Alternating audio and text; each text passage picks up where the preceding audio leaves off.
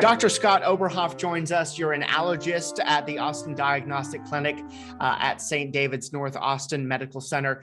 We all want to know what's the cedar season doing and when's it going to end, right? What we have seen this year have been very high counts. There's been some reports that there have been record high counts on several times during the month of January, and typically we see the cedar counts start to peak in late December, early January. Now, fortunately, that has meant for a lot of our allergy sufferers that with cedar, the counts have thankfully started to trend downwards.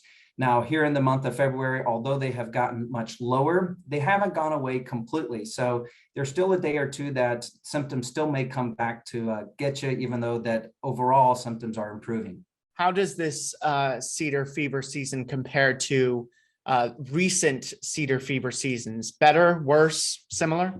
So what I have seen and what my patients have told me is that this year was much more intense than what it was at least last year. Last year, there seemed to be some very elevated counts, but we seemed to have some rain that would come right behind it. So we would have really high counts, but then rain would follow several days afterwards. And so it really gave some relief to a lot of people. This year, however, we did not seem to see that pattern. And so I've had a lot of patients that tell me that what they were doing previously was helping, but this year it just did not seem to cut it. What would you say is the reason that we have had such a bad cedar fever season this year?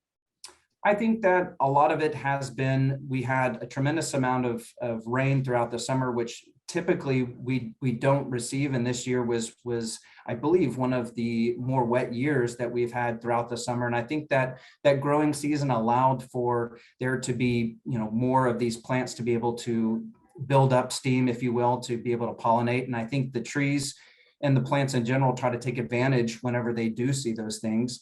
I think that may be part of it. I think the cold, dry weather seems to kind of help with that as well. And the lack of intermittent rain all, I think, kind of came together to really have a doozy of a season.